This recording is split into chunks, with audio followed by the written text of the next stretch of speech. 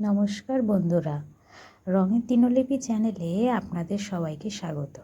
গতকাল একটা কাজের জন্য সন্দেশখালি আমি গিয়েছিলাম। দুপুরবেলা বেরিয়ে পড়েছি সন্দেশখালি যাওয়ার উদ্দেশ্যে।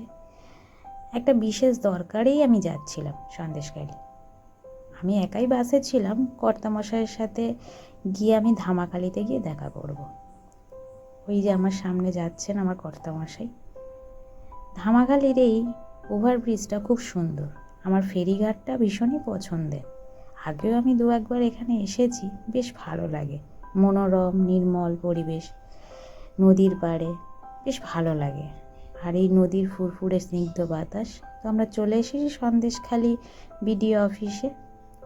যথাসময়ে আমি আমার কাজটা মিটিয়ে নিয়েছি এবং কর্তামশাইয়েরও স্কুলের কিছু কাজ ছিল, সেটাও সে সময় মতো মিটিয়ে নিয়েছে। এবার ফেরার পথে এখানে বেশ ভালোই পুজোর আগমন হয়েছে। রাস্তাঘাট সুন্দর করে সাজানো হয়েছে। ইতিমধ্যে একটা প্যান্ডেলও আমরা দর্শন করে নিলাম। সন্দেশখালি বাজারেই প্যান্ডেলটি হয়েছে বিডিও অফিসের পাশে, খুবই সুন্দর। মা আসছেন, তার ছোঁয়া যেন শহর কি গ্রাম সব জায়গায় যেন বোঝা যায়। এই যে ইনি আমাদের ফেরার পথে, এনার সাথে দেখা। তো যথাসময়ে কাজ মিটিয়ে আমরা আবার নৌকা করে ফিরছি। দেখুন কি সুন্দর দৃশ্যটা না। সত্যি নদীপথে যারা প্রতিদিন জীবনে ঝুঁকি নিয়ে যাতায়াত করে, সত্যি খুব কষ্টসাধ্য।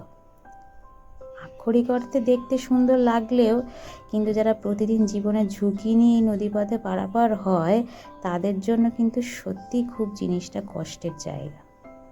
যাই হোক, আকাশে বাতাসে কিন্তু মা আসছে এবং এসে গিয়েছে তার একটা ছোঁয়া। যথাসময়ে আমাদের কাজ মিটিয়ে আমরা বাড়ি ফিরছি এবং ফেরার পথে অবশ্যই বিরিয়ানির একটা প্যাকেট নিয়ে হাতে নিয়ে ফিরছি। ধন্যবাদ।